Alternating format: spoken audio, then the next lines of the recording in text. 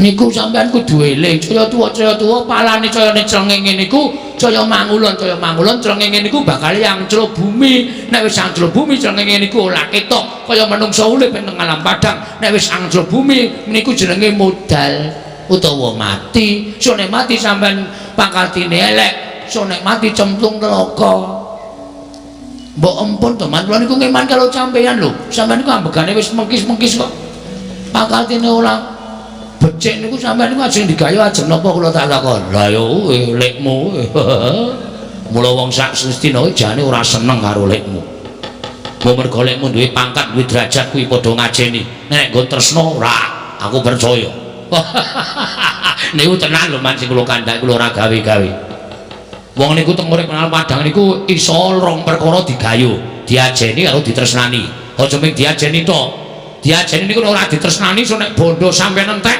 sampean ra ndek derajat ora ndek pangkat sing do ngajeni minggat saka sampean nek ditresnani niku arep sampean kentekan duit kentekan derajat pangkat ning tetep tresna karo sampean didhaki karo sanak sedulur niku kaya ngoten walah mbaya mikir to man mula wong Astina niku ora ana sing seneng karo Patih Sengkuni. Contone akeh, Man. Sampeyan nek mlaku-mlaku teng kutha negara Astina niku, kawula Astina mboten wonten sing seneng karo sampeyan. Buktine gawe tokoe ora jeneng sampeyan. Jenenge Ponokawan, toko Mas Cap Semar. Lho, toko Mas Cap Bagong. Lah ana toko Mas Cap Sengkuni. Bosok kuningane, Man. Niku tenan. Kawula sak Ngastina niku do majang ora majang gambari Kurawa ning majang gambari Pandhawa mergo do tresna pakatine karo Pandhawa do majang gambari Puntadewa Werkudara Janaka ora kok mergo do ngawula karo Werkudara Janaka niku mboten ning mergo do tresna karo pakartine do nulat karo pakartine kula rung tau weruh kok mlebu omahe kawula ana gambare Sengkuni niku durung tau weruh kula tau man pisan teng toilet nggo sepilit ngeden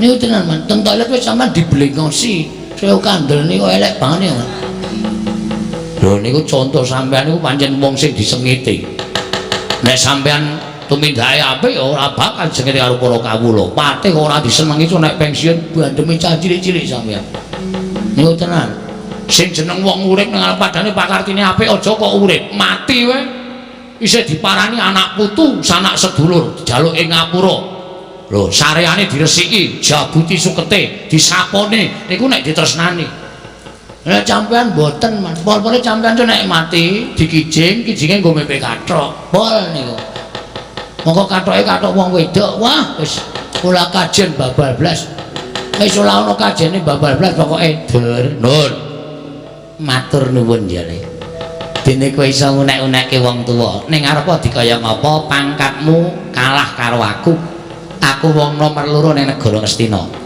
nek kowe ora nggoku karo Patih Sengkuni aja takon dosa apa kelakon kowe tak aturke anak Prabu Duryudana nampa pidana ha niki elek teng mriki niki anggere kalah omongan kok terus lapor kalah omongan terus lapor lah niki lho kalahe nggih teng mriki niki kalah sakset niki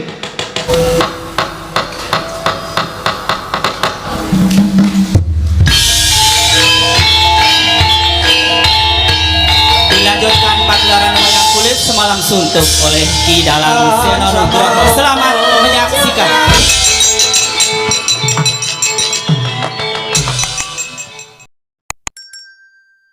Hyang Agung mugi ngayomono marang Kadipaten ing Glagah Tinulu. Nuwun pangapunten Penembahan.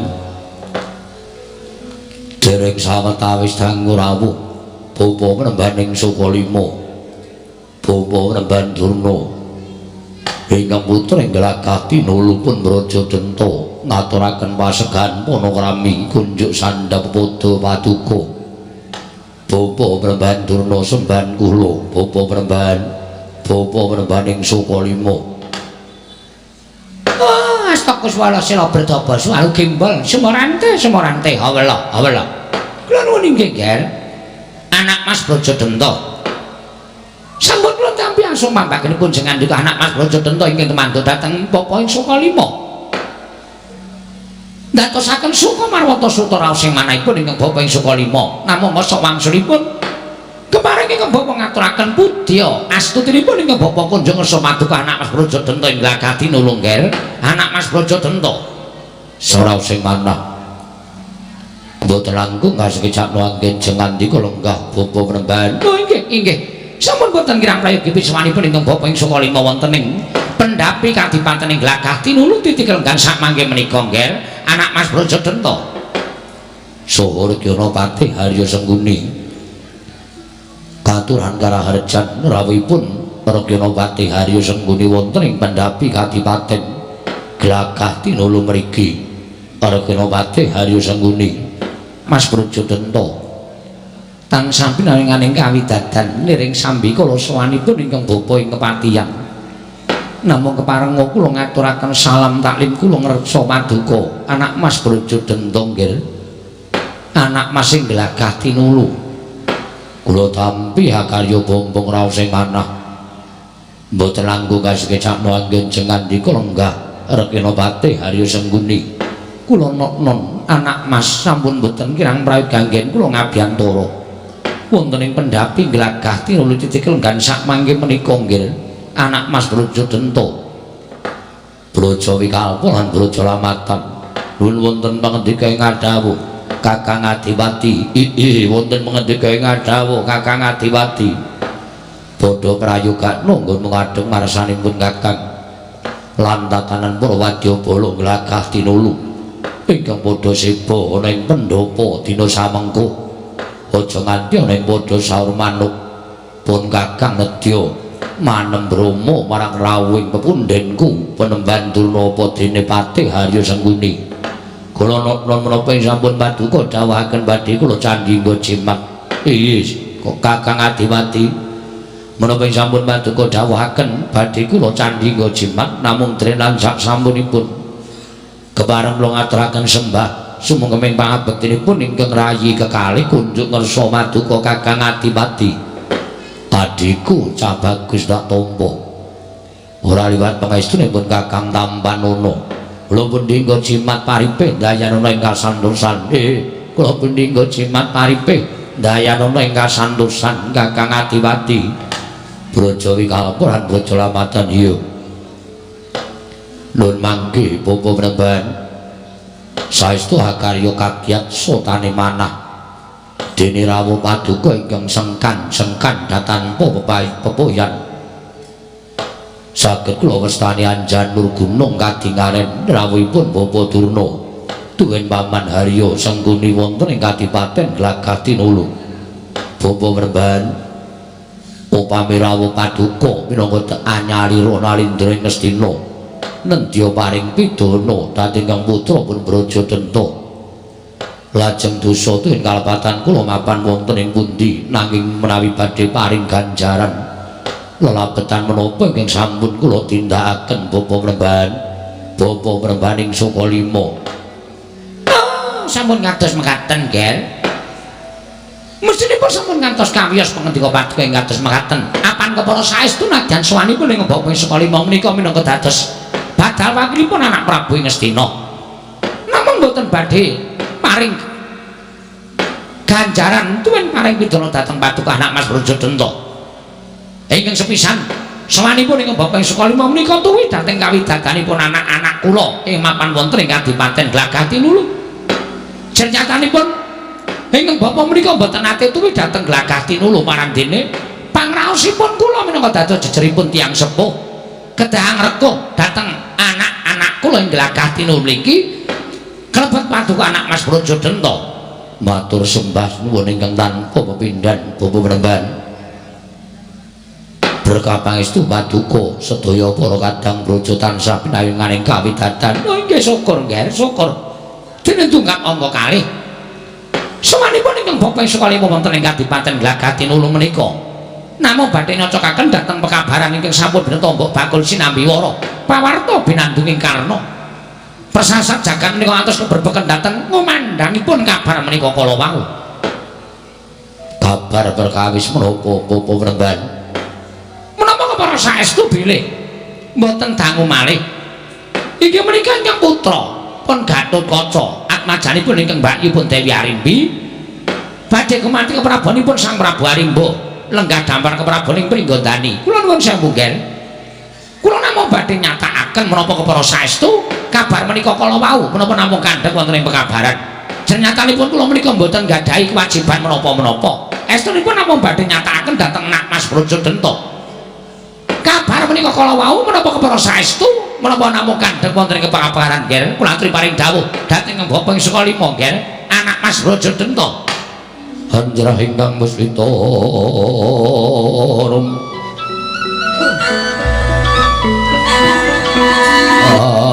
asiring samirana mrih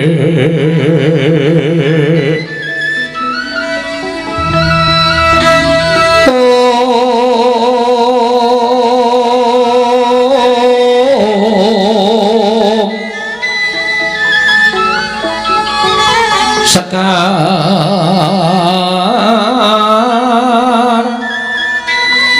kadung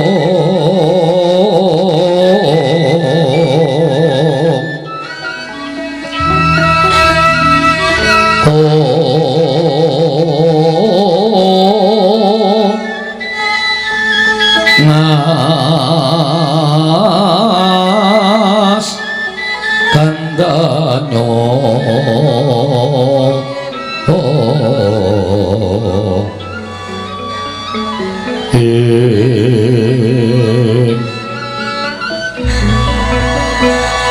maweraras renaning driya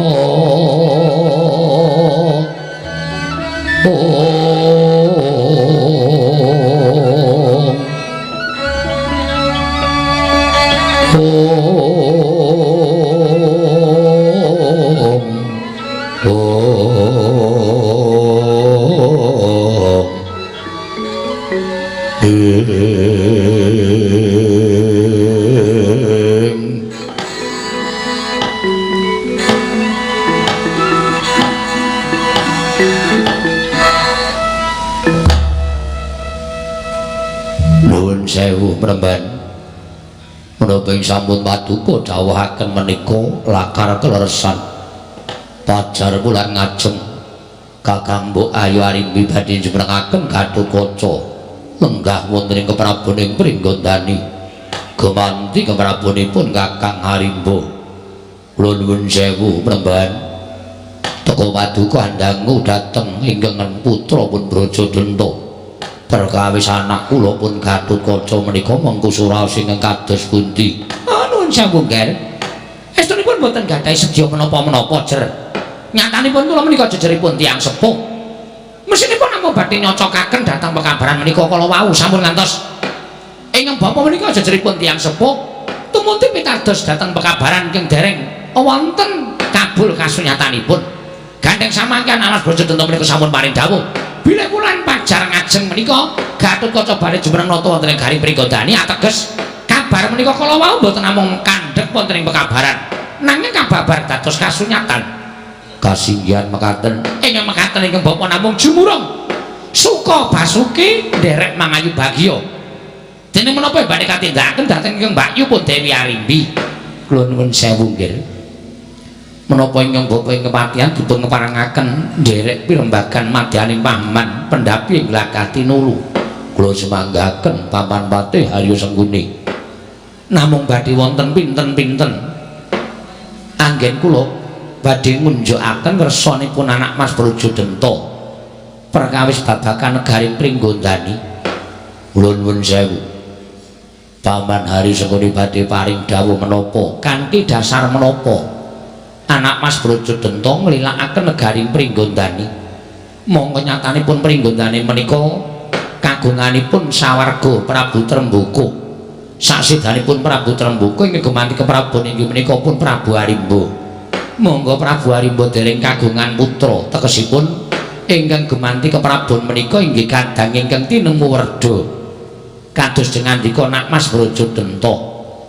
Nanging kula nuwun sewu teka paduka ngiklasaken negari Pringgondani dipun lenggahipun Gatotkaca menika kanthi dasar menapa nggih menawi dipun parengaken ingkang bapa badhe nyuwun dawuh saking paduka Nak Mas Brajadenta.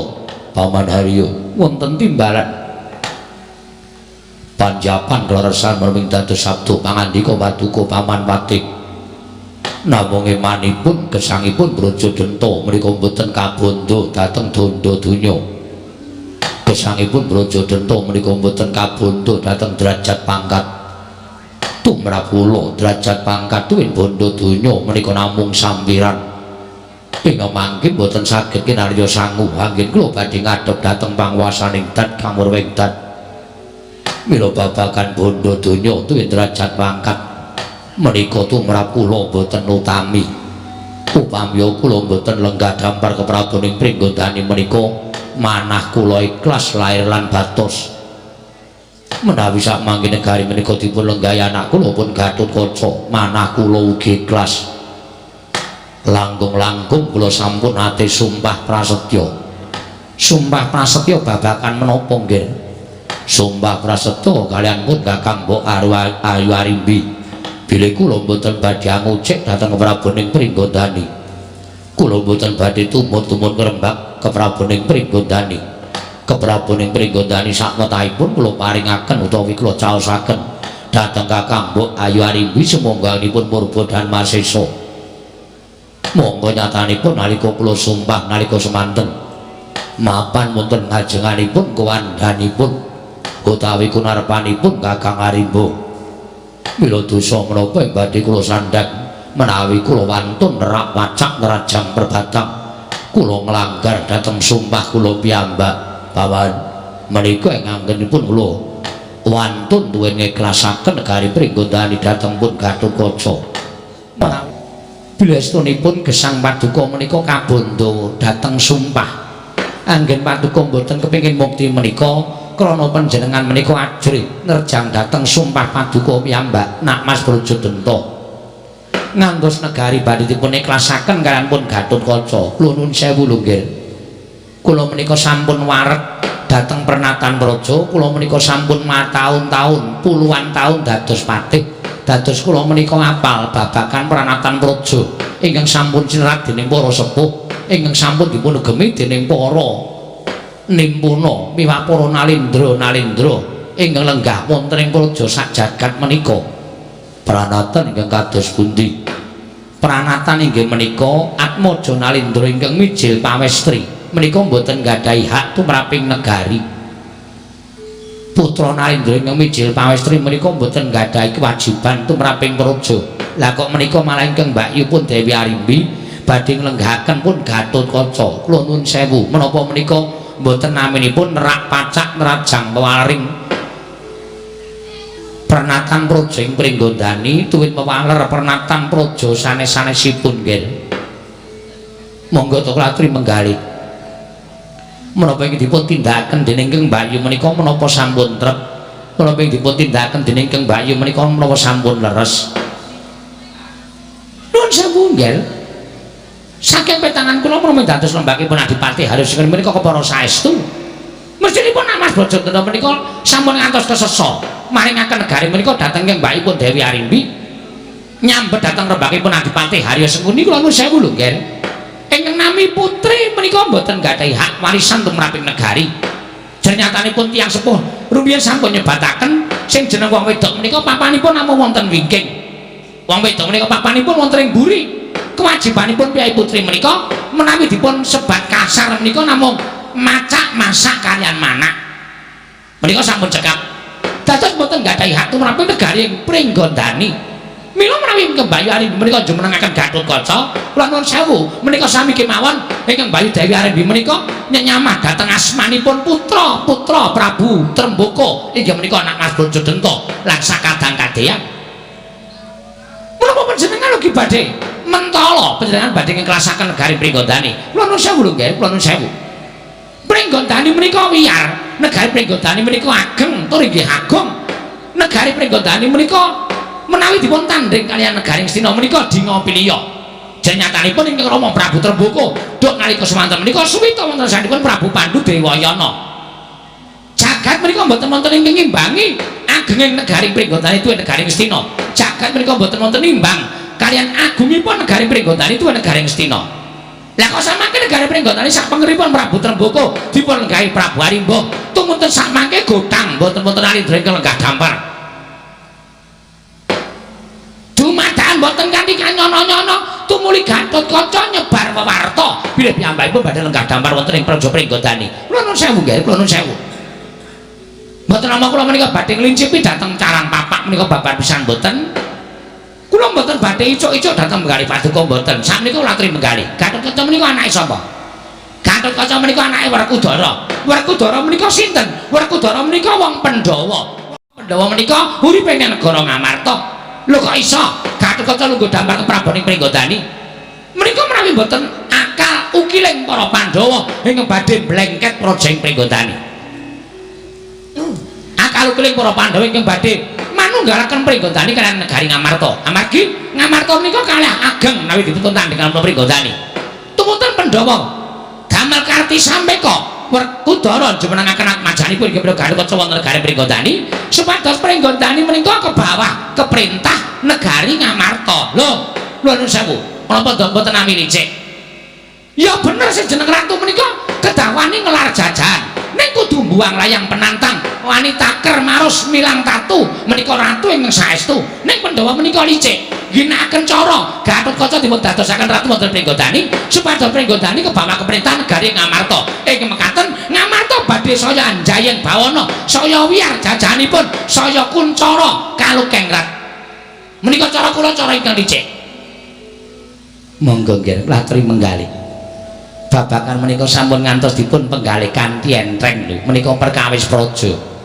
Menika perkawis praja. Lah kok laku samenika latri Menggali. Ingkang Rama menika sedanipun kaliyan sinten? Kaliyan Prabu Pandhu. Inggih nadyan boten sarana perang ageng ingkang saestu tegesipun namung jejering murid ingkang ngabekti dhateng guru. Ning wonten madyaning perang pamuksa menika wonten kalih narendra ingkang gugur. Inggih menika pun Prabu Tremboko kaliyan Prabu Pandhu Dewayana. Ateges Prabu Tremboko menika ingkang mejahi Prabu Pandhu Dewayana. Sasampunipun Prabu Tremboko seda ingkang dados narendra Prabu Arimba. Prabu Arimba tumuntun belani dhateng ing rayi Dewi Arimbi ngantos gugur wonten tanganipun Werkudara ya Bratasena. Bratasena anake Pandhu, Arimba anake Tremboko. Tegesipun turas Pringgondani kaliyan Ngastina menika estunipun boten saged rukun, boten saged rukun. Turas Pringgondani kaliyan Garing Ngastina menika kudu dipesthekke, kudu bentak sirah, kudu regejegan, kudu tetep memungsuhan. Lah menika lajeng wonten cara ingkang dipungkir ginakaken dening para Pandhawa sarana jumenengaken Gatotkaca menika cara ingkang boten prayogi, cara sing licik, cara wong sing ora wani adu arep, cara sing ora wani wong sing ora wani adu arep sing balung mleting kulit.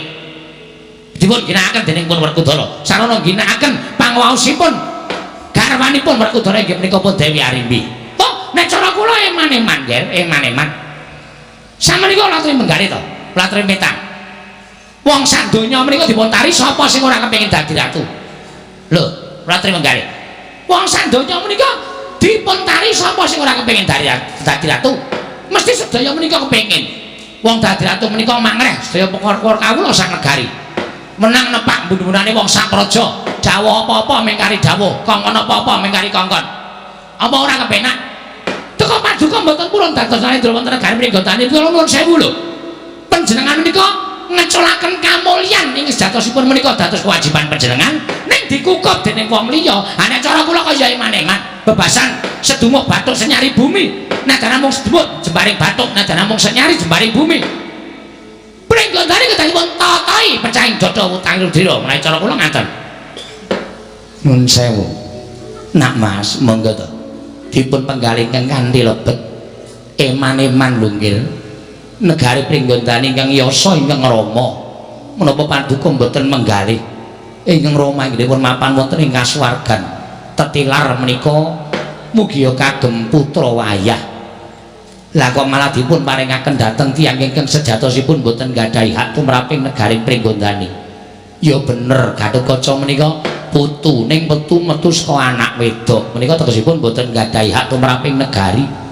Ingkang gadhahi hak tumraping praja menika wayah Prabu Tremboko ingkang mijil saking Prabu Arimba, Nak Mas Brajadenta, Nak Mas Brajamudi lan sanes-sanesipun menika gadhahi hak warisan tumraping negari Pringgondani.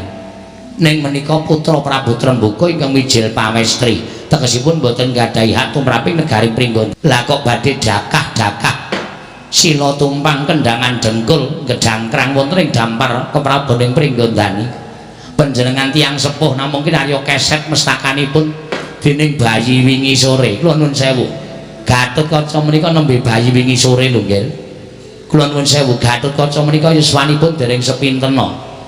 Lah kok malah ibunipun wantun badhe jemrengaken Gatotkaca menika menapa mangke mboten tumpang suh anggenipun ngasta bawat perintah negari Pringgondani. Nuwun sewu nggih. Sing jeneng Narendra menika awrat lho, awrat. Sing jeneng ratu menika wong kang sinampiran pakaryan nyekel kendho kencenging pernatan amis baji ning negara menika wonten pundhake Narendra. Monggo Gatotkaca menika resan ngendikanipun Adipati Harya Sengkuni. Nek Gatotkaca menika bayi wingi sore. Nadyan kula nuwun sewu, pinter ning bab pengalaman Gatotkaca menika dereng gadah. Durung duwe pengalaman dadi Narendra, durung duwe pengalaman mangreh sagung para kawula dase sing akeh. Merga ratu menika kedah saged ngayomi dhateng sangganing para kawula, kedah saged dados tutus tegesipun tali supados naleni sangga para kawula tetep manunggal tetunggalan. Ning apa Gatotkaca bisa? Apa Gatotkaca iso ngrangkani sangga para kawula? Apa Gatotkaca bisa naleni para kawula? Lho menika lho. Nek anggenipun dados ratu menika gampil. Ning perkara ngayomi lan mangku para kawula menika saged menapa mboten? Menika dereng kantenan. Saged ugi Gatotkaca menika dados Narendra negari Pringgondani malah remuk bubuk dadi rempon merga saka Gatotkaca ora iso ngasta bawah pemerintahan negara Pringgondani menika ora trimo menggali menawi dipun presani lah ya wangun nak Mas Brajadenta wangun nak Mas Brajadenta gagah pideksa tur dasare ya wis kebak pengalaman tur ya duwe kepinteran tur ya tos putraning Prabu Trembaka tegesipun ingkang mawon tuwin pantes enggak dampar menika sanes kok Gatotkaca ning panjenengan nggih Pati nggih nggih cocok Kakang Drona kula ya matuk upama nak Mas Brajadenta menika kersa dados Narendra kula sak Kurawa mbok menawi saka negara Ngastina sedaya sami nyengkuyung dhateng adhikipun Narendra Pringgondani enggal inggih menika Prabu Brajadenta lho menika pratri menggalih Durna kaliyan Sengkuni sowan wonten ing Glagatul menika mboten kok mung ngudu swara tok. Mboten kok mung ngudu swara kaya bakul obat menika mboten. Ning nyatanipun kula menika ya ngginakaken kekiyatan. Menawi paduka Mas Brajadenta kersa damel jugaripun Gatotkacanipun badhe kawisida wonten negari Pringgondani. Ya, Kurawa sampun samapta ing gati sawigaing diri. Supados sampe bebantu dhateng paduka Mas Brajadenta. Nggih, pratri menggalih to. Menawi panjenengan menika nggadahi panjangka sampun ngantos menggali babakan sanak sederek mitra kawruh tangga tepalih sapa sing malang kudu disirnakake sapa sing bakal dadi pepalang kudu disingkirake mboten gagas menapa menika sederek ora gagas menapa menika sedulur menapa menika tangga tepalih nek dadi pepalang wong arep kasembatan penjangkane kuwi kudu mentala nyingkirke pepalang ayo cara kula ngoten nek panjenengan mboten mentala petanganipun namung dhateng Gatotkaca menika putranipun ingkang Mbak Yu oh tekan gapan bae Brajadenta ora bakal bisa mukti ngawibawa Pringgondani kuku maneh wong Pandhawa nggih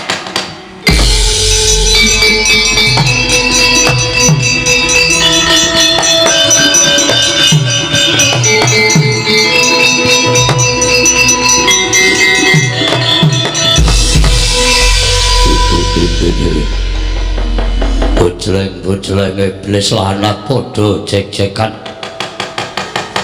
la ta'ala popo menemban wonten dawuh Paman Sengkuni wonten dawuh nggih menapa ing sampun paduka ngendikaaken menika sareng kula limbang-limbang kula petang tuwin kula gelar tuwin kula gulung jebul pinanggihipun selaminipun menika Brajadenta kalebyan kula nedhengipun sumpih menawi kula nampi tinggalan inggih menika wujuding negari Pringgondani ingkang mestinipun menika dados hak kewajibanipun Brajadenta teka Gatotkaca badhe gedangkrang sila tumpang wonten ing dampar dilaranipun pepundhen kula dilaranipun sesepuh tiyang sepuh kula boten ikhlas kula boten badhe lila leres ngendikanipun Bapak Durna bebasanipun sedumuk bathuk senyari bumi Gatotkaca entuk lungguh dampar kepraboning Pringgondani waton gumlundung sirahe Brajadenta lah dalah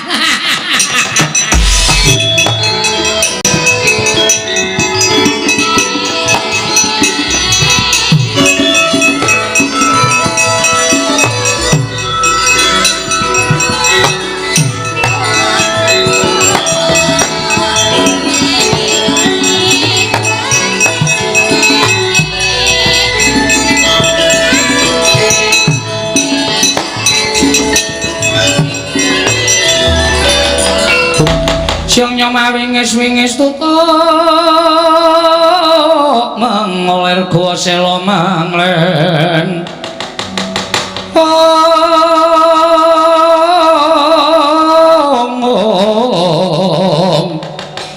tutuk mengoler gua selo manglen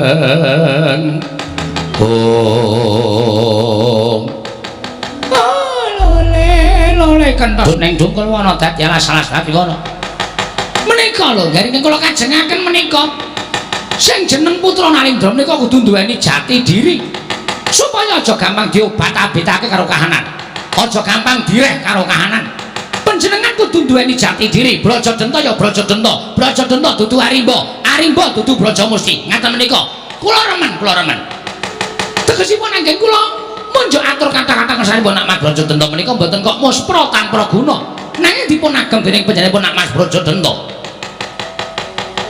jebul pinanggihipun mboten krawa-kraos menawi gesang kula kabandha dhateng sumpah nah panjenengan nembe kraos to inggih kula awrat sumpah kula wonten ngajenganipun Kakang Mbok Ayu Arimbi anggenipun kula masrahaken negari Pringgondani dhateng Kakang Mbok Ayu Arimbi panjenengan kok kebangetan kok, Ger. Meng karo sumpah kok gila lho. Lah nuwun sewu meng karo sumpah kok gila. Panjenengan nika dos pundi? Ngestina menika pinten-pinten kathah tiyang dipun sumpah monggo diungkuli Al-Qur'an. Diungkuli wujuding kitab suci. Ning nyatane bareng diungkuli ya tuminjake sapenake dhewe. Lho, kaya ngoten niku. Sepriki ya ora apa-apa, tapi mboten apa-apa sumpah menika ingkang raosaken sesuk nek wis eneng konone. Saniki teng donya ora bakal ana sing temama, ora bakal ana sembawa. Contonipun kathah menika lho, ngajengan kula menika ben dina sumpah. Nyatane ya ora ana apa-apane ya, Dik. Mbok nek gawe conto ki ora wong kula. Ning wong kono-kono kula kok digawe conto menika pripun lho. Lho, kula mung nyontokke supaya ngantepake Nak Mas Brajadanta. Inggih. Dinten menika kula mboten badhe pitados kalian sumpah kula. Menawi kula gegeki dhateng sumpah kula ateges kula mboten badhe mulya mboten badhe mulya panjenengan menawi kamu gegeki dhateng sumpah menika salaminipun gesang ya uripe rekoso wong kok percaya karo sumpah wate anggere ora dipercaya ngoten mawon sampun sumpah menika mboten wonten menapa-menapanipun inggih Bapak inggih lajeng sampeyan kersa paduka malah sak mangke kula badhe nyuwun daya timbul kekuatan saking Bapak Prambandurna supados menawi anggen kula badhe anjudak Gatotkaca menika mangke saged kasempatan oh inggih mesti mawon kula badhe sak biyantu Depate pripun Kurawa bersama teng gati saking diri sambut Kakang Durna diketamake bantu dhateng Makna Brajadanta supados damel srana cabaring Gatotkaca Jemranata wonten kari Pringgondani oh inggih ngestaken dawuh menika ingkang kula kajengaken yen pancen Gatotkaca ora gelem batalake murid Adiratu nang Pringgondani kula mboten nyawang menapa menika anakipun Kakang Mbok Ayu Arimbi menapa menika anak kula piyambak tetep kula anggap menika mangsa kula nah ngaten menika nggih ngaten menika sapa sing dadi pepalang dianggap musuh sapa sing dadi pepalang dianggap kuwi minangka dadi menungsa sing wis ora iso diajak manunggal kudu disingkirake inggih Bapak Durna ing Mandara Prateng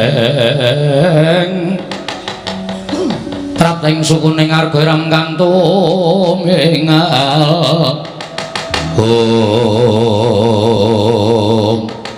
dereng ngantos pasamanggal wacana kasarusawanipun Raden Brajamusti sumawana Raden Kala Bendana dumrajak tanpa laraban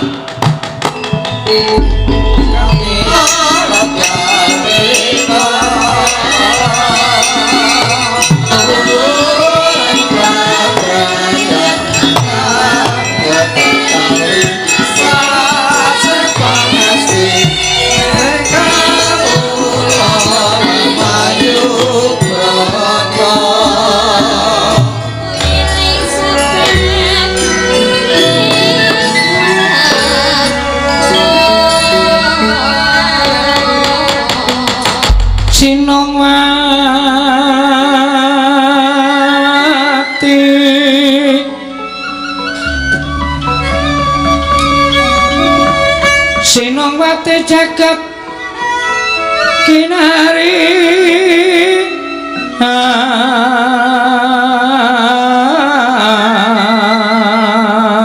among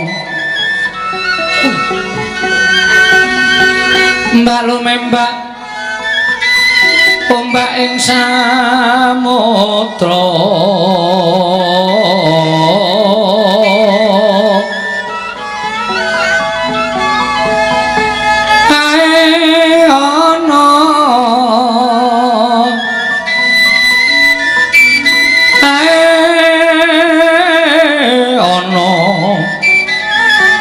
lumut ambrakanggeng hawita dedenceng dencengan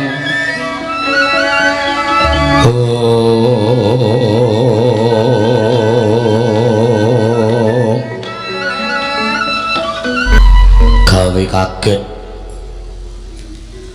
iki kaya sowane adhiku Braja Musti padha kanthi harja sapraptam yayi iya kakang nering sambikala ngraptaku sowan ngersani kakang Brajadanta kepareng aku ngaturake sembah sumenging pangabekti kunjuk ya kakang iya tak tampa yayi ora liwat pangestu pun kakang Tampanono ndak pundi nggo jimat paripin dayanana ing kasantosan kala bendana kowe padha raharja pangestune kakang Brajadanta wilujeng ning sambikala aku kepareng ngaturake sembah keping pangabektiku kunjuk ya Kang iya tak tampa pangestune pun kakang Tampanono yayi tak gegep jajake jimat ya mikir rada kaget aku sowan ing penjapa glagati dulu kok kayane beda karo adat sing wis beda perkara apa ora prakir ana rawuh Begawan Duna karo Pati Sekuni mongko arang banget piyai loro kae rawuh nek glagati dulu kok ora kaya sak jagat iki kok kaya le sak pejaga wis sawetara Kang iya pancen rawuh wis sawetara oh ya syukur melu sendeng nek Duna karo Sekuni elik karo wong-wong glagati dulu iya ya ping ati-ati ya Kang nek nampa pengendikane Duna karo Sekuni kae aja tok lebokke ati merga kae iki mawa racun piye rasa dadak tak gablake ora usah dadak tak omongane iki mesti mawa racun mawa bab sing ora prayoga nek kakang kondhahar pengendikane wong loro kae mesti bakal rusak aja-aja dosa upaya kaca mergo wis kondhang wong loro kae tekan dindi iki mesti gawe kisru gawe rame papan sing tetrem ketekan wong loro kae dadi cokrah papan sing ayem wong tekan loro kae dadi padha regejegan yo aja dilebokke ati ya Kang yo lebokke tempolong wae dibuang nek kalen iya nek ati tok lebokke ati wis to yakin sumpah mesti kakang mengko kelepetan dedosane wong loro kae ya syukur nek ora ana apa-apa sabar lho Kang rasa dadak dilebokke ati mboten ae buta petuk nika nggih buta rupane elek rada edan omongane rasa digagas dipate nggih pokoke rasa digawe ati mboten ajeng kula gawe ati apa kae Kang aku ora krungu kuwi anggere kluwak plitek sing kok kene bari ngrasani aku dijarara yo Sarya Wala Bendana iya Kang Brajadanta kakakku Braja Musti apa kakang sumengko pengawak Bajra Handamar sasi kita nganawung wigati ana wigati apa nggonmu sowan ana karsaning pun kakang wale-wale apa kakang sowanku diutus dening kakang Mbok Ayu Arimbi caos suninga marang kakang Brajadanta yen to negara pringgondane wis akeh para raja nermati ingkang padha pasang-pasanggrahan rawuh ana ing mrujing Pringgondani ingkang wigati bakalan nekseni jumenengane si anakmu lanang Gatotkaca. Mula banjur giduh penggalih Kakang Mbok Ayu Arimbi merga Kakang Brajadanta durung kepareng rawuh ning negara ing Pringgondani. Tumuli utusan kelawan aku supaya nusul kelawan Kakang Brajadanta eneng glagah tinulu wigatine mboyongi marang rawuh ing Kakang Brajadanta ning mrujing Pringgondani bareng sak lakuku Kakang. Mula wektu dina iki ayo parepatan enggal dibubarake Kakang Brajadanta bareng kelawan aku sowan ana ing negara Pringgondani ngestreni jumenengane si Gatotkaca anakmu lanang Kakang. Ya Brajamusti ana dawuh apa perkara kowe bakal ngandhipun Kakang sowan ing Pringgondani. Apanku wis dadi kesaku aku mengko bakal ndak lakoni. Syukur Kakang yen to pancen mengkono. Ya mung ana pirang-pirang pitakonan ingkang wajib mbok wangsuli. Pitakonan sing piye? Mula saiki tak takoni. Ya Pringgondani kae nggone sapa? Pringgondani kagunganing sawarga Prabu Trembuka, putraning Prabu Trembuka cacayaning pira? Kakang Arimba swarga Kakang Brajadanta, aku tumuli Kakang Mbok Ayu Arimbi sakwise Kakang Arimba Brajawikalpa Brajalamatan apa dene Kala Bendana kuwi putraning sawarga Prabu Trembuka. Nalika Kanjeng Rama seda sapa sing kemantika Prabon? Kakang Arimba. Nalika Kakang Arimba seda negara Pringgondani ora ana sing lenggah dampar ateges miturut pitunganmu sapa sing wajib dadi ratu. Kosek ndak cupet semene dhisik pitakoning Kakang Brajadanta. Mung ana usik ing atiku ingkang bakal ndak aturake kenapa Kakang teka panjenengan paring dawuh ingkang kaya mengkono lan dangu lawan adimu Brajamusti nganggo tembung sing kaya mengkono. Brajamusti, apa niatku ora duwe cedya ingkang ora prayoga, mung lempengke marang barang sing bengkong. Barang sing bengkong kersaning Kakang Brajadanta. Aturan pernatan praja ngendi wae yen ana ratu tekaning pati sing dadi ratu kudu anake lanang sing metu pembayun. Ewadene yen to durung kagungan putra ya kadang ingkang tinemu werda ingkang dadi nalindra. Saya aku tak takon karo kowe wis tau tate monco marang silsilaing nalindra.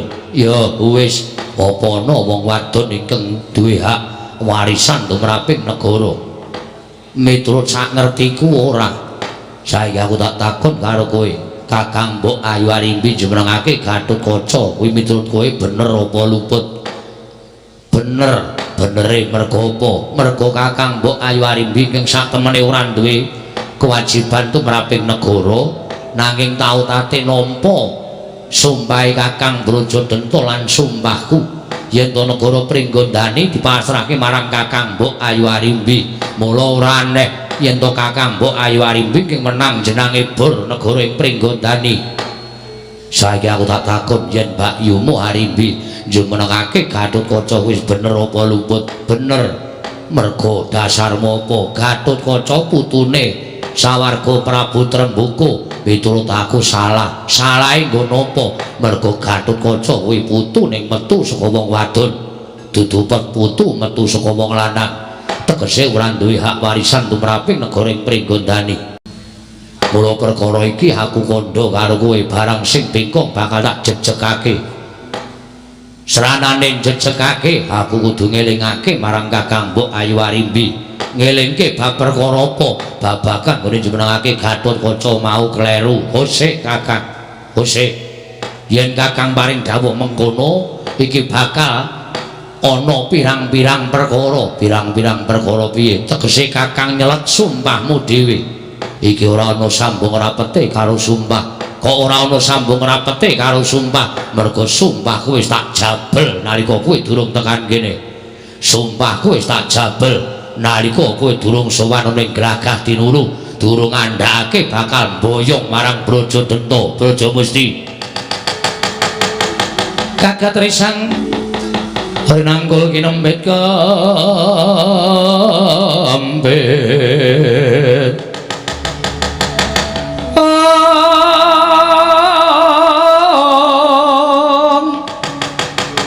dosang reknaning bawana ya setukang walang ati ya setukang kutu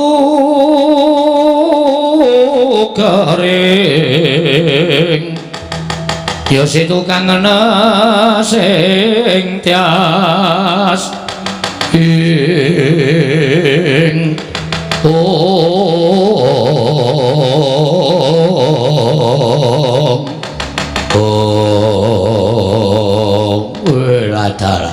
ya cetha gamblang welo-welo sejatine kakang tekan kono-kono sayekti saiki deleke aku wis ngerti yen to kakang Brajadanta sejatine jroning penggalimu ora nyarujuki yen to Gatotkaca dadi ratu ning Pringgondani cah pinter kowe pancen wong wasis kowe pancen wong wegik kowe ngerti marang legetane ati Brajadanta yen wis ngerti saiki sirmu piye aku mengkari manut karo adhiku lanang yen bisa aja nganti ana regejegan lan percaing kula warga Braja kakang ayo netepana marang jiwa kasatriyanmu elinga marang dawuhing Kanjeng Rama sawarga Prabu Trembuku nadyan kakang karo aku kowe wujuding yaksa nanging tememen marang tumindak sing apik tansah nyekeli marang jiwa kasatriyan aja saben wong padha ngandhakake yen to buta kuwi betah buteng aniaya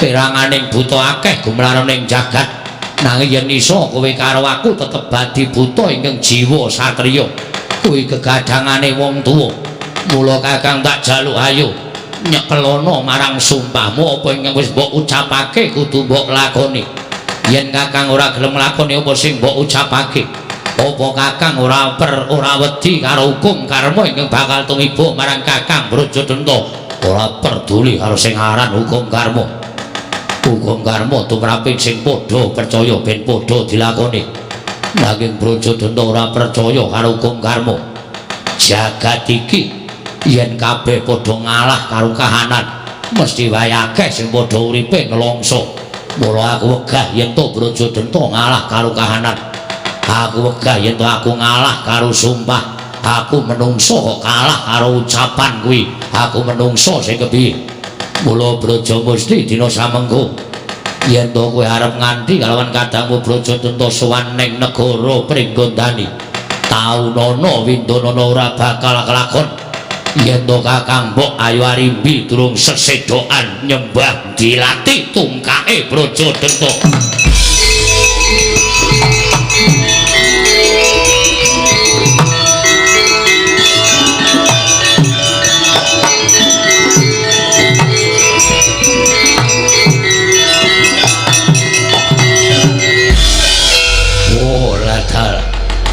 kebacut ucapmu kakang yen to kaya mengkono tangeh ora ana gunane aku ngajeni karo kowe jebul saknyatane kowe wis kesasapan jiwaning iblis ingkang wis mrawasa marang atimu sakwutuhe wekasan kowe lali marang jiwa kasatriyanmu wis ora ana gunane aku nyembah karo kowe ora ana gunane aku ngajeni karo kowe kowe sing tak anggap dulurku Werda sing bisa nuntun kabecikan marang Braja Musti nanging tutur ketawur ora ana gunane sakaremu nggon mengucap kowe arep ngarani Brajadanta wong kaya ngapa sakaremu nanging Braja Musti duwe penemu dhewe aku duwe penemu dhewe aja mbok padhake aja mbok campur aduke kowe arep apa cah bagus malang kadhak ning ngarepe Brajadanta kakang kersa rawuh ning Pringgondani apa ora aku ora bakal tekan Pringgondani yen ngono apa kakang dadi atur ngersaning kakang mbok Ayu Arimbi ala ngumbaro cangkem ning ngarepe mbakyumu padha karo mbakyumu yen aku bakal merang kampuh jinggo Gatotkaca ora medhun saka dampar lakon tak poteng-poteng kuandane wah dadi atur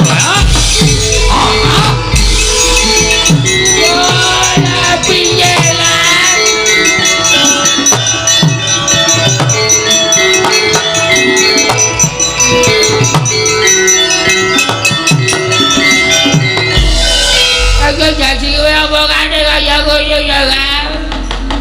aku sedih nek kowe kaya kowe kae. Ora nyok babar bisa jebul pire bukan antara sedulur iki dadi bojo padu Kang. Kowe ora iso ngomong to Kang kok iso gugu cangkepe wong loro iki. Lek gugu omongane wong loro iki sing sampe dadi ala sing bener dadi luput lho Kang. Kang Brojo mesti melayu mergo kowe ora cocok karo panjenengane. Aku mana iki dadi gelut. Ayo padha tetunggalan nyawiji Kang. Aku mana kanane dadi rusak kaya ngene. Kala Bendono Apa Kang? ora usah nangis. Ora usah ndadakaken gunung sing tanpa guna saiki tak tantik. Kowe tak tari. Dicari rabi. Ora. Dicari apa Kang? Kowe melu aku apa melu Brojo mesti? Ya aku melu Kakang Brojo cedhok. Ayo tak jak ning pringgodane. Tak jak melekke mripate mbakyumu supaya weruh karo adi-adine. Sing jahat ki Mbak Yu Arimbi. Muktekake anake, muktekake cendenge ning sarake karo dulur-dulure. Dulur-dulure do kelangan kamukten mung mergo kepengin nyeng muktekake marang si Gatut Kaca bayi wingi sore. Ayo yen kowe melu aku tak jak yen to kowe karo aku iso ngundha mono karo mbakyumu Mbak Yu Arimbi. Iya. Nek aku melu Kakang Brojo mesti Kowe minggat saka kene. Kowe lunga saka kene. kejam kowe Kang. Jadi kowe bencana jujur aku saka gede jenenge. Glagati dulu. Glagati dulu. Kowe wis kesayapan jiwane iblis kan. Kowe wis kegonan menungso. Kowe wis kegonan mata angkara budi canjala. Kowe mesti mau wis ngomong oke karo iki to. Ya. Iki mau mesti wis suwe ketara wedake wis kari sithik. Mesti wis ana oke karo kowe, mesti crita oke karo kowe. Ketara kowe saiki balik tinggal ora weruh karo sedulur. Kowe biyen tresna karo aku, kowe biyen sayang karo aku. Nek saiki kowe mentolong ureke karo aku tak pinggat. Nek aku melu kowe uripku kersa kesiksa kan. Ya aku melu kowe uripku kelaya-laya. Mula aku banyak melu kowe. Aku terima melu Kakang Brojo mesti. Minggat. Apa? Minggat. Ya sakoni. Nek ta. Oh, buta edan. Kon minggat kon njaluk sangu iki cara ngendi ra? Ora jan cerewet kok tak keprok watu dasmu mudar kowe. Iki dudu masalahmu, iki masalah Kakang Brojo. Ayo lunga. Nek Brojo mesti tok elone kowe minggat to melu dulurmu lanang. Kowe ora usah tepung karo Brojo Denda. Ya, nganti cenada kan. Sing salah bakal salah, sing ala wayune bakal cetok. Nek ketepan ngono, kowe aja gelo lho kan.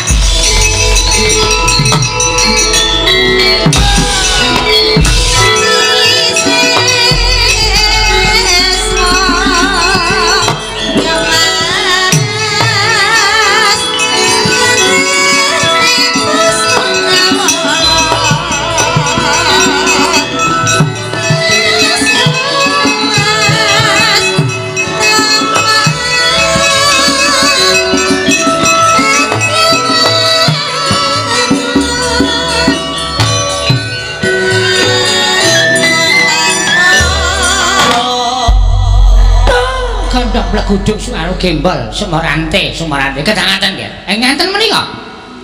Wong niku kudu tegel. Wong niku nek ora tegel wis to dadi wong rekoso. Arep mindak kaya ngene ora tegel, arep mindak kaya ngono ora tegel, wekasan awake dhewe dienggo kurban. Nek wis dienggo kurban, terus semboyane mung kaya dene wong sing pinter, kaya dene wong sing suci. Pokoke wani kurban sik, mengko bakal entuk ijol saka sing gawe urip. Dinteni 5 tahun-tahun, dinteni nganti mawindu-windu ora entuk ijol. Terus kasane uripe rekoso. Wong niku aja sok gampang percaya karo pribahasa. Mulai. Anggere ngenten iki wis mulai. Durna kok omongane dicampur-campur. Lho, kula ngomong-ngomong nyatane ya Dipati. Nggih. Braja mesti ora cocok karo Mas Brojo Denta. Tumule ditegake. Mari badhe wadul kanjeng Ingkang Mbak Yu ben wadul. Nek arep wadul karo para Pandhawa ben wadul, ora apa-apa. Didadaki nggih, didadaki. Wong lanang kok aja mungkur. Ning dungake dadane. Lho, cara kula ngoten. Wanita kermarus milang tatu. Nek wis kelakon kermarus milang tatu, arimbi iso disirnakake panjenengan dadi ratu. Apa ora muncer? Lho, mangke marang jenengan kirang utawi dados Narendra, mboten wonten patihipun ing sagah. Kula aturi ngangkat Begawan Dura dados patih. Kula pinter manut sangya para kawula. Rekyana patih Kumbayana almarhum. Kok nganggo almarhum ingin mudhar piye sampeyan? Lho, almarhum niku mati. Oh, ora usah nganggo almarhum. Alma mater. Nggih. Sak karep sampeyan. Nggih. Ning nuwun sewu, pangandika sampeyan menika napa sampeyan ora krasa? Niku mbebayani awak sampeyan piyambak. Kok iso? Saged mawon. Sampeyan iso matur kaya mengkono dasaripun. Sampeyan wau ngendika Braja Musti ben wadul karo Arimbi. Arimbi ben wadul karo Pandhawa. Nuwun sewu. Nek nganti Braja Musti wadul karo Pandhawa niku sing cilaka sampeyan. Kok iso kula? Braja Musti mesti wadul Braja Denta mirang Kampo Jingga. Badhe damel geger jumenenganipun Gatotkaca. Lan boten kanthi kanyana-nyana teng mriku lenggah Begawan Durna kalih patih Sengkuni. Pandhawa terus mikir nek ngono sing aja-ajaki Begawan Durna. Nek Pandhawane wae karo sampeyan rada do wedi mergo niku siswa sampeyan. Bener. Ning anak-anake Pandhawa sing do ora wedi. Antarja njukuk glugu. Antasena nggawa pipa wesi. Sencaki nggawa pacul. Ajeng do mbangun apa e? Kok mbangun apa pripun to goleki sampeyan nuthuki sampeyan niku? Apa iya? Lho, mestine ngoten. Oh, nggih. Wonten dawuh. Ingkang rayi dipun bujuk, dipun pripek. Nek iso panjenengan anggenipun mboten nrimakaken Gatotkaca dados Narendra wonten negari prikutane menika mboten namung panjenengan piyambak. Ning kedakaken Braja Musti, wuwuh kekuatanipun. Braja Musti dibujuk supaya gelem manunggal kalian panjenengan. Ewadene ora gelem, aja nganti tekan negara Pringgondani wadul karo Ingkang Mbak Yu. Ning Braja Musti kudu ditegake, ateni teng dalan. Inggih. Dados pundi? Inggih pripun? Inggih kula sakah. Lah, rak ngaten sing jeneng kamulyan niku kudu nganggo pangorbanan. Ora usah dadak pikiring-ringo. Sing dikorbanke sapa? Ngaten menika sampun nganggo sadaya dipun penggalih. Yang sing dikorbanke kudu sedulur, ya sedulur dikorbanke. Yang dikorbanke kudu tangga teparo dikorbanke. Yang sing dikorbanke kudu kanca korbanke. Sing wigati apa sing samang jangka iso kasembatan. Rak ngaten ta menika? Inggih, kula mathuk Bapak Durna. Syukur nggih. Nah, jan sampeyan kok ketok jahat banget. Monggo pendhita lho. Pun sampean mawon mboten sah kok kan omong. Oh nggih. Mengke napa-napa kula tanggungi dhewe. Oh nggih, ngestaken dawuh. Braja Wikalpa, Braja Lamatan wonten dawuh. Wonten dawuh. Ndak paringi kamardikan. Aja rubuh-rubuh gedang melu kekarepaning pun Kakang. Ning duwe jati diri. Yen pancen arep melu belani kadangmu ndak keparengake. Nek yen kowe ora melu-melu perkara iki, uga tak keparengake. Aku ora maksa marang kamardikanmu. Niki ngestaken dawuh Kakang Adipati. Niki ngestaken dawuh Kakang Adipati. Dawuhna marang para wadyabala ingkang sarujuk bantu kelawan Brajadanta. Ndak keparengake tutuwun tadi ndahe Brajadanta. Nang yen to akeh prajurit ingkang ora sarujuk karep-karepaning Brajadanta, ndak paringi kamardikan ora sah melu-melu perkara iki. Mung ndak ora mangan nangkane nanging gabul pulute. Priye ngestaken dawuh. Yen pamit madal pasilan, nyun pamit madal pasilan. Bubarna kang padha sepo jeneng ingsun kundur ngedaton kawula nun. Nyun pamit tambahing pangestu Kakang Adipati, sing ati-ati aja kaya bocah cilik. Purna gatining marangkilan. Sang ati somanjing telenging kasatriyaning Gragati Nulu. Katinon saking Mandrawa, eling-eling wujuding Adipati katon gumebyar busanane Sang Brajadanta wau.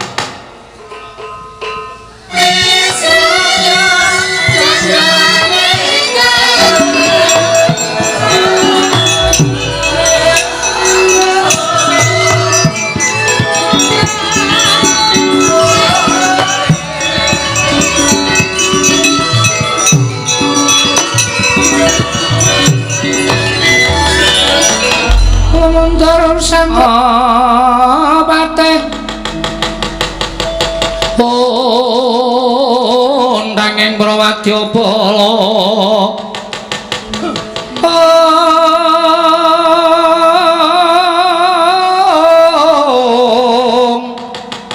Paksur kambur yang suling pepandhen dalutak miwa bandira kakandha warna-warna pindha jala driyana sri kawuryan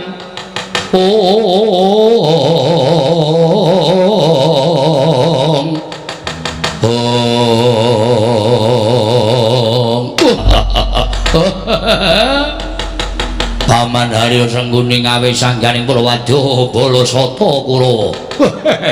Wonten timbalan menapa, Man? Teka sekawit bala sata kula kene sanggrah wonten tampel wates kadipaten ing Glagah Tinulu. Nanging dupi sampeyan medal Jawi aku malah dipun klempakaken menika wonten wigatos ingkang kados pundi lho ingkang putra puntur sasana. Banjar jungo cumadong dawuh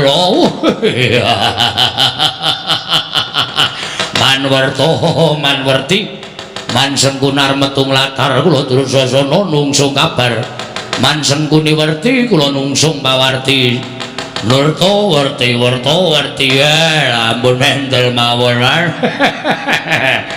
sampeyan latri paring dawuh pamanadyan putra pun Surtayu cumadong dawuh Paman putra pun Kartomarma cumadong dawuh paman putra pun Suwatama cumadong dawuh lah Pak ya napa Pak sampeyan lepakaken Prawadya bala Kulawa ingkang para putra sata Kulawa niku kepigatosipun keblompo kepalaken putra Pudulma Gati cumadong dawuh Pak ingkang putra Pudulma Gati nyadong timbalanipun paman Alya Sengguni kepareng kula babalana ingkang sejati Pak Dirsasana kula Surtayu Kartomarma Karta Denda Durmuka Dursasena Durma Gati kabeh wae ora tak wijimbaka siji kowe tak kandhani ya le kowe tak klumukke iki ora takon supaya kundur marang Praja Ngastina lho kok mboten wangsul niku wigatosipun merga ngene apa kang dadi penjangkane anak Prabu Duryudana bakal kelakon dina samengko wah dalah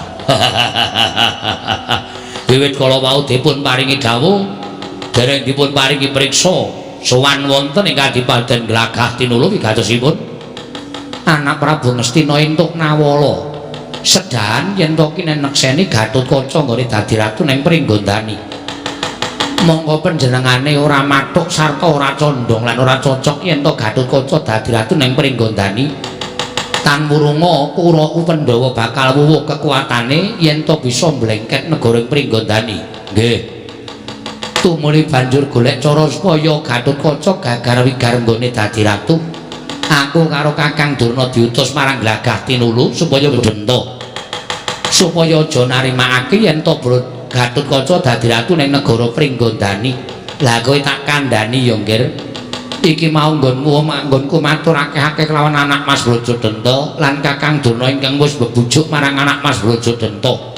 Ketoke kasembadan panjenengane bakal mirang kampo jingga tegese ora percaya marang adeking Gatotkaca. Lan dina samengko bakal budal marang negara Pringgondani nedya gawe geger jumenengane si Gatotkaca dul. Wah, lah niku to karepe. Janjane kula mboten dong, mboten paham. Napa to karepe kok diutus supaya sowan teng Kadipaten Glagah Tinulu. Jebul namung badhe membujuk dhateng Brajadanta supaya ora nayogyani Gatotkaca nggone dadi Nalendra. Ra ngoten to niku? Iya, Dur. Mula kowe kabeh aja bali marang negara Ngastina dina iki perdandanan. Perdandanan pripun? Budal marang negara ing Pringgondani mbantu karang Mas Brajadanta nggone bakal gawe geger negara ing Pringgondani njugarake Gatotkaca nggone diwisuda dadi ratu ning Pringgondani Dul. Oh lah dalah. Ngerti kaya ngoten bali mau-mauman kula. Lah kok dadi kowe malah arep bali mau-mau piye? Bonto, saniki kula aturi menggalih. Kok dadi kaya ngoten pakartenipun Koko Prabu Duryudana. Meri karo kamuktening wong liya. Meri karo kamuktening Gatotkaca. Kula tak nyuwun prisa. Terus Koko Prabu Ngastina kuwi janjane kelong apane nek Gatotkaca dadi ratu teng Pringgondani. Koko Prabu Duryudana menika rumangsa tuna nggo napa nek Garukaca dadi ratu teng Pringgodani. Wah, acal. Lho nuwun sewu lho, Man. Kula pikir-pikir sing kurang gawean iku Kurawa. Jebul saniki ketok mata, nyolok teng mata. Kurawa niku jane ora do tentrem nek ana kamuktening wong liya. Kurawa ora do seneng nek ana sedulure mukti. Kurawa ora do seneng. Luwe-luwe Koko Prabu Duryudana niku piyayine watake ora seneng nek ana sedulure mukti, nek eneng anake mukti, eneng turune sing padha ngenyam kamukten ora cocok, ora matuk. Wekasan utusan supaya nggagarake Gatotkaca. Wah, nun sewu. Nek ngerti kaya ngoten kula wau mboten melu rombongan Kurawa, Mas. Mergi niki padha karo ancik-ancik pucuke ngeri. Ya nek mengko ora konangan marang para Pandhawa, nek ora kadenangan dening para Pandhawa, sing bebujuk Brajadanta niku Kurawa. Nek konangan napa jeneng ora ngorek-orek marang pasuryaning para Kurawa, iku ora bakal ilang selawase urip. Do ngerti nek Kurawa niku meri marang kamuktening Gatotkaca. Do ngerti nek Kurawa niku ora seneng karo kamuktening Gatotkaca. Mula bebujuk Brajadanta supaya gagarake Gatotkaca dadi ratu. Wah, jan. Getun kula, Man. Ngerti wau kula wangsul kula teng Barjajungut arep melu perkara niki. Dur, Nur. Nek kowe ora melu apa kelakon kowe tak kandhake anak Prabu Duryudana. Kowe iki panenggak Kurawa lho. Nek nganti ora melu perkara iki padha karo kowe kuwi lirwa karo kewajibanmu. Kula gelem melu, kula niku rumangsa los kekebakan dosa, Mas. Kebak dosa kula niku ora kok saka pakarti kula dhewe, ning mergo melu karo sampean niku. Pendak-pendakane wong mukti diganggu, pendak-pendakane wong entuk kanugrahan diganggu, wong seneng diganggu. Mbok sampeyan niku mbok ampun lek tumindak kaya ngeten niku ampun. Lho, iki dudu aku anak Prabu Ngastina. Ora iso. Koko Prabu Duryudana mboten ajeng tumindak kaya ngoten nek mboten saka pembujuk sampeyan niku. Ngaku mboten. Oh, lah wong tuwa ora golek dalan padang. Malah golek dalan jemek. Sampeyan niku kaya kodet to, Pak Boyo pun. Kula cocok kalian panggihipun Kakang Mas Duryudana kula cocok. Kula wong kok pedak-pedak meli karo kamuktening wong liya. Terus saniki Garukaca niku copo? Garukaca niku ya padha karo anake Kulawa. Garukaca iki anake Welkudala niku adine Kulawa. Cetone Garukaca niku anake Kulawa dhewe kok diganggu niku nuwun sewu lho. Uteke do endi to, Pak? Kula nuwun sewu do iso mikir apa lah.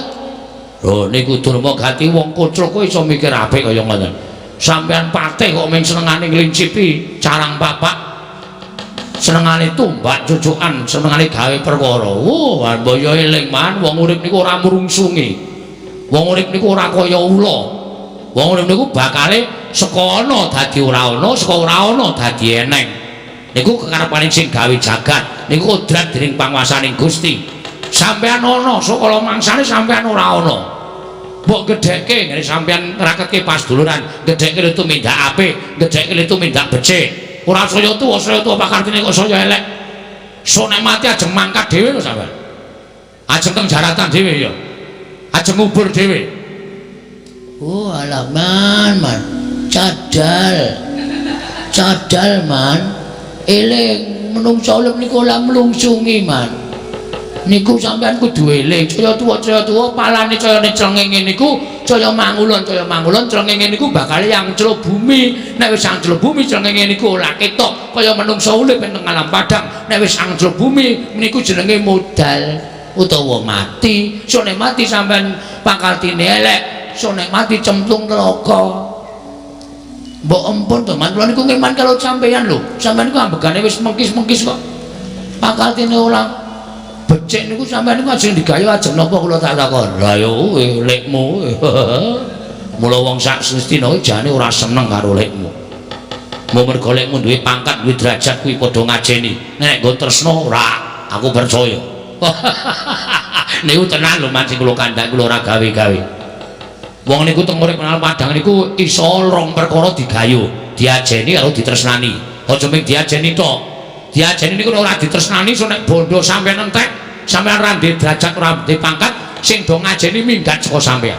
Niku arep sampeyan kentekan duit, kentekan derajat pangkat, ning tetep tresna karo sampeyan, didhaki karo sanak sedulur. Niku kaya ngoten. Walah. Mbaya mikir to, Man. Mula wong Astina niku ora ana sing seneng karo Patih Sengkuni. Contone akeh, Mas.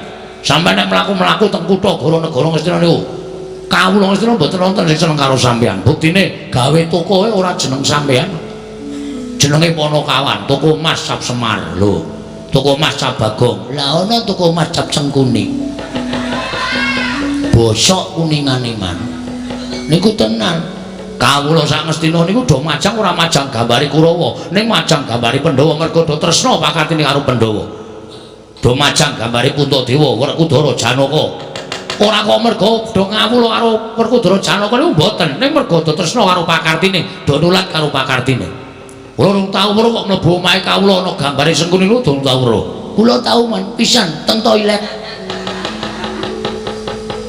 Nggo sepilit ngeden. Niku tenan man, teng toilet wis sampean diblengosi. Saya kandel niku elek banget ya, Man. Lho niku contoh sampean niku pancen wong sing disengiti. Nek sampean tumindake apik ora bakal disengiti karo para kawula. Patih ora disenengi so nek pensiun bandeme cah cilik-cilik sampean. Niku tenan. Sing jeneng wong urip nang padane pakartine apik aja kok urip, mati wae. Isih diparani anak putu, sanak sedulur, dijaluk ing ngapura. Lho, sareane diresiki, jabuti sukete, disapone, niku nek ditresnani.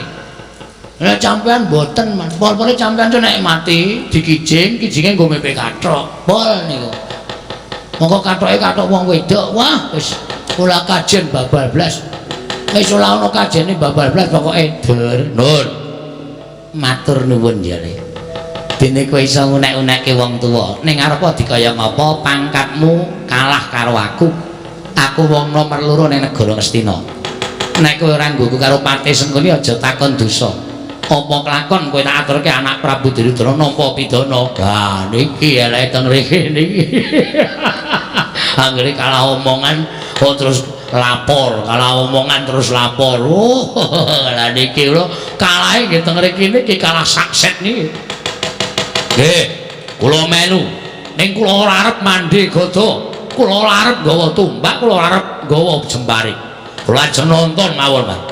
Babare nglakon pripun? Mergo tetembungane Kyai Sepuh ngendikake becik ketitik ala ketara. Ora ana ala sing tumama ning becik niku mboten ajeng kelakon.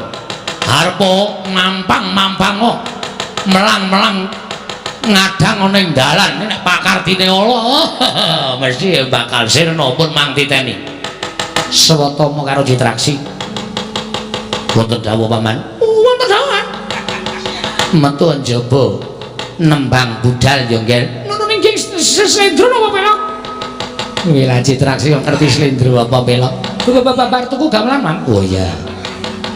Babar yasa gamelan. Kiai Tong. Oh. Wesi. Nggih, nek sing penting iso dituthuk. Ya wis ora apa-apa. Mangkat to slendro wae le. Nek ngesaken dawuh piyai loro, Man. Ya.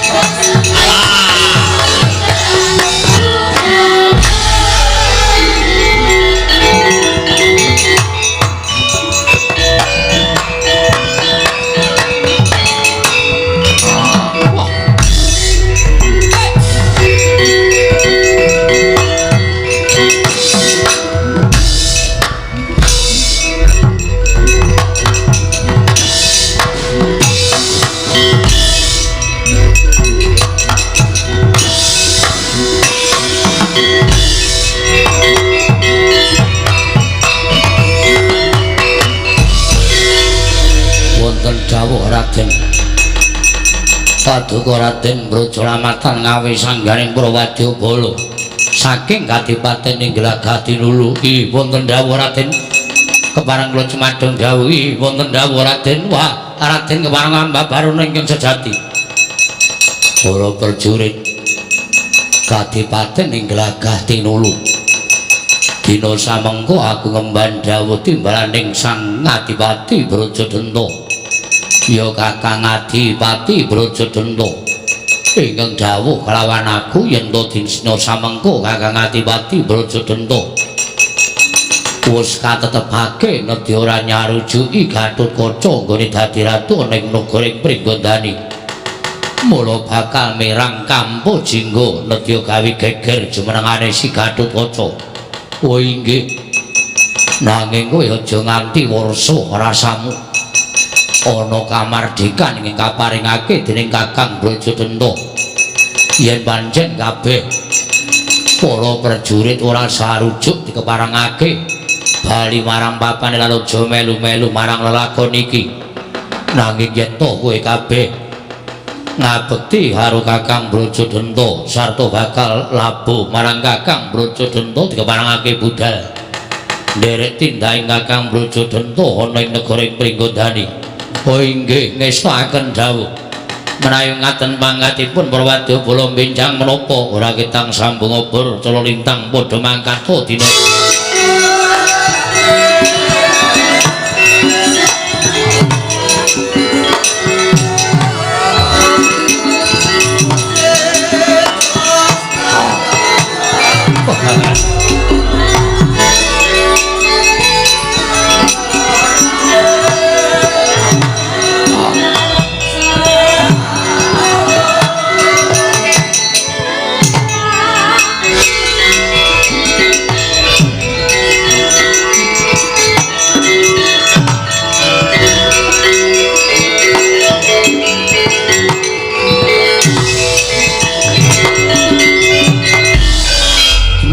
Anggro sesumbat tendo bumi konceng kumalu do gondor gato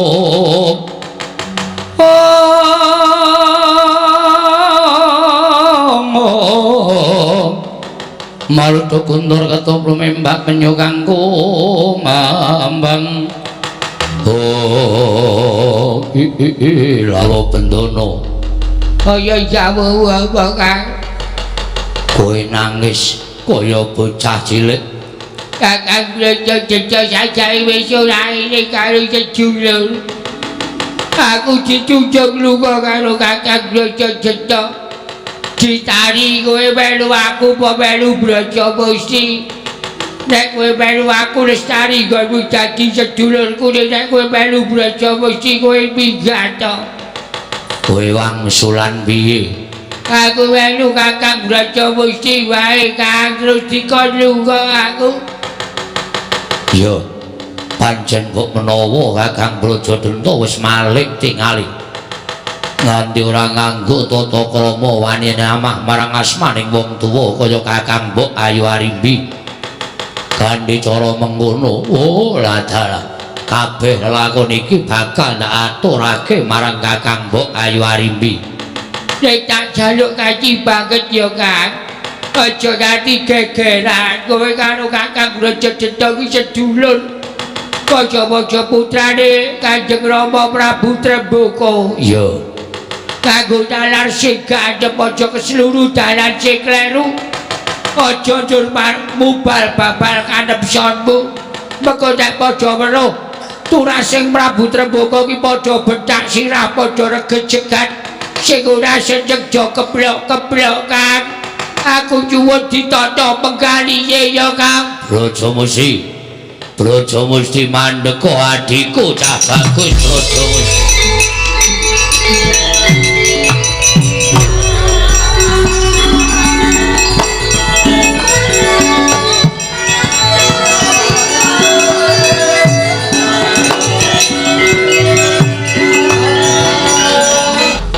Ora nyono yen to Kakang nusul sarta nungka lawan mlayuku Brajamusti.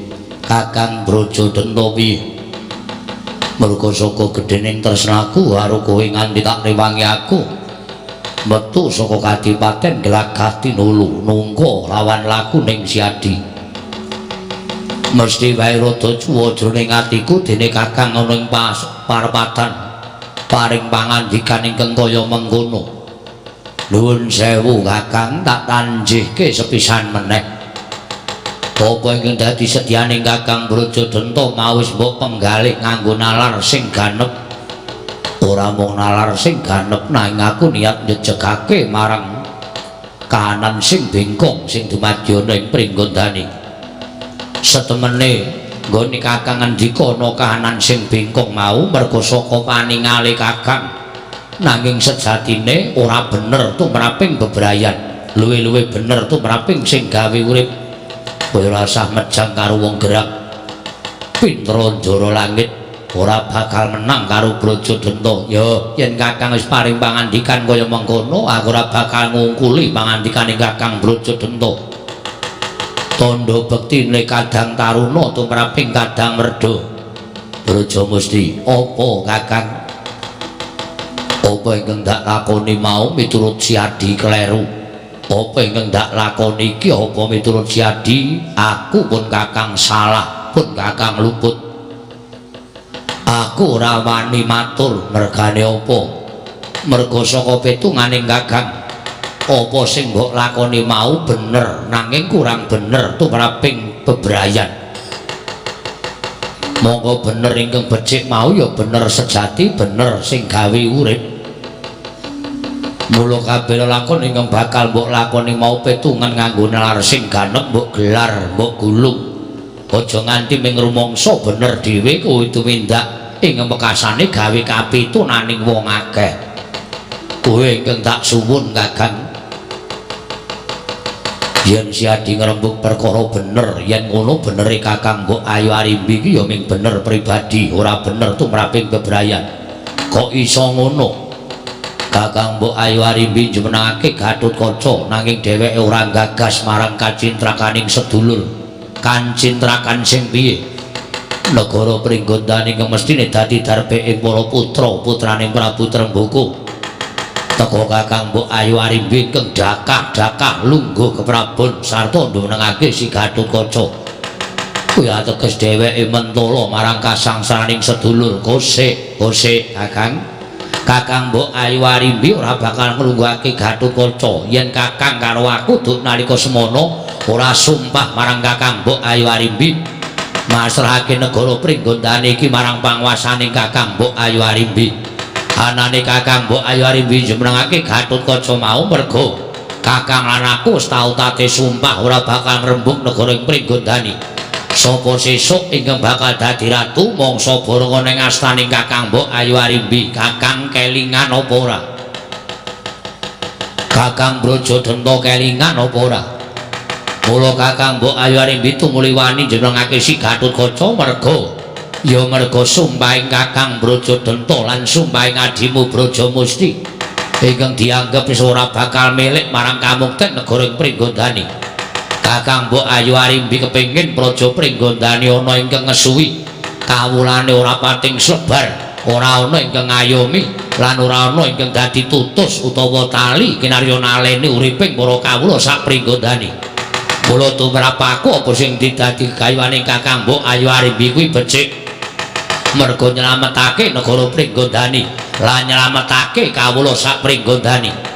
Mula yen Kakang nganggo petungan sing beda karo aku upama tak luputake nanging tumrap Kakang bener tutur ketawur ora ana gunane. Semono uga penemuku sing tak anggap bener tumraping Kakang salah kuwi ya wis ora ana gunane. Wose antaraning Kakang karo aku kuwi jane penemune beda-beda, ora gathuk lan ora mathuk, ora dadi siji Kakang Brajadanta.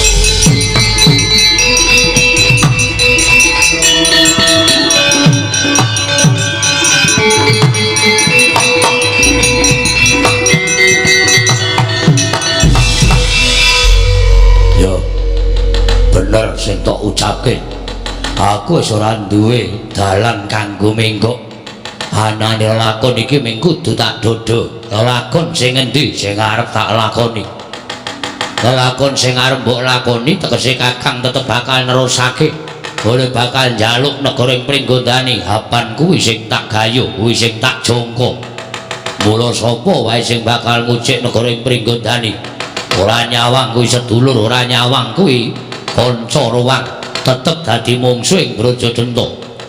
Yen ngono tumrap aku miturut penyawange Kakang Brajadanta piye? Piye munggo karepmu? Pitakonanmu pun Kakang durung ngerti. Aku nyarujuki karo kekarepaning Kakang Mbok Ayu Arimbi. Aku nayogyani yen to Gatotkaca dadi ratu ning Pringgondani. Mula saiki aku njaluk karo Kakang nyawang aku munggo menawa si Kakang piye. Bener apa luput? Luput tumrap aku. Ning bener tumrap aku. Yen kowe manut karo pun Kakang ayo. Kowe ora usah melu Kakang Mbok Ayu Arimbi ning kowe bantu karo aku. Bantu piye? Bantu ngelingake Kakang Mbok Ayu Arimbi. Lah nek Kakang paring dawuh kaya mengkono aku ora bakal sagu. Nek kowe ora sagu padha karo kowe wani karo aku. Aku ora bakal wani karo kadang tuwa aja mringkus kaya wong wadon. Yen pancen kowe dipenemu dhewe belani karo Arimbi wis tak anggap mungsuhku. Kowe kudu wani karo Brajadana. Kakang, dosa apa yang bakal ndak sandang yen aku nganti wani karo Kakang Brajadana? Aku ora bakal wani karo sedulur tuwa. Mergo sampeyan gantine wong tuaku ganti-ganti telek.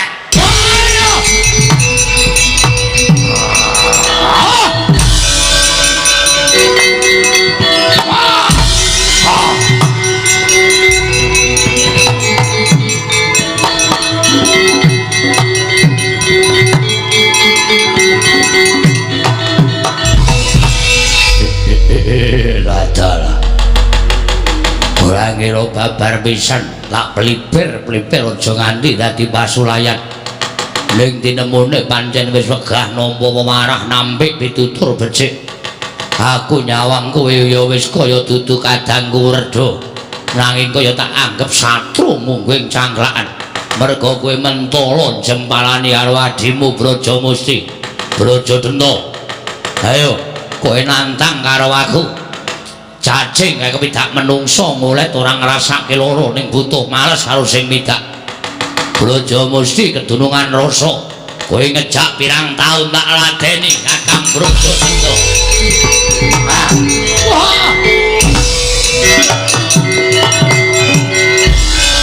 Bagus. Ora mringkus kaya wong wadon. Brajamusti wis satriya. Kowe ora usah dadak marahi netangi marang kamurkaning Brajamusti. Arepa tinemu nom yen bocah nom diwarahi suwe ning suwe bakal wani iki sing tak karepke. Babarke pisan tak anggap kowe mungsuhe Brajadana. Kowe mbelani karo Kakang Mbok Ayu Arimbi. Ora bali lakon kene marganing pati ayo pirang taun tak lateni.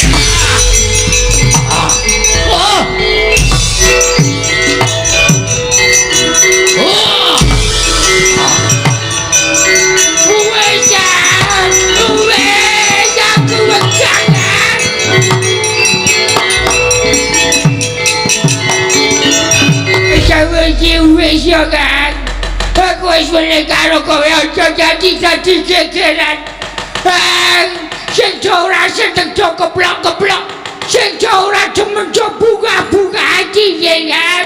Aja dituruti Kakang Brajadana. Ayo mulai wae Kang. Perkara iki diaturke Kakang Mbok Ayu Arimbi.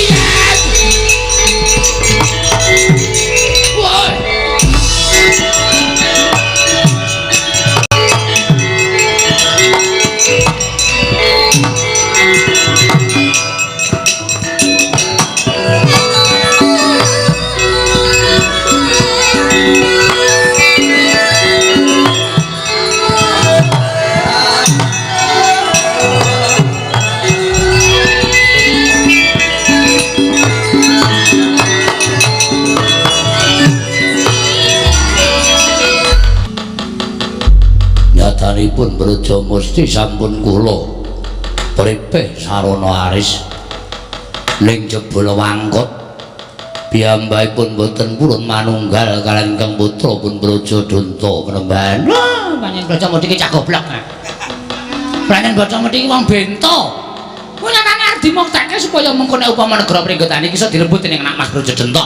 Anak Mas Brajadanta sing dadi Nalendra, Brajamusti dadi patih lho, apa ora kepenak? Brajamusti melu mbakyune. Brajamusti mbelani karo mbakyune. Mbakyune karo Brajamusti pateni kabeh. Gatotkaca sisan pateni. Inggih. Gatotkaca mati, Arimbi mati, Brajamusti mati. Panjenengan dados alendra wonten negari Pringgondani. Lho, menapa mboten? Kuncara Hanjayeng Bawana. Anaman Brojodoto anggepun saged lenggan dampar projeng Pringgondani. Nggih, Pramban. Lajeng sak mangke rampatanipun lampah kados pundi? Maju terus. Maju terus tanpa mundur. Maju tak bentar. Maju tak gentar kaya maju tak bintar ora. Majeng ya, majeng. Ala becik bener lumput, bunga susah bejo. Cilaka dilakoni. Nggih. Wong niku urip kudu wani jagung bakarane. Oh nggih. Kudu wani tanggung perkarane. Mriki ngestaken dawuh. Ayo Gatotkaca. Nah, dicombali. Gatotkaca, kowe gelem mudhun saka dampar apa ora? Nek ora gelem mudhun tekan dosa aku sing ngedhunke kowe. Dampar tak jaluk. Nek kowe wangkot, cokot tugel gulumu. Nggih.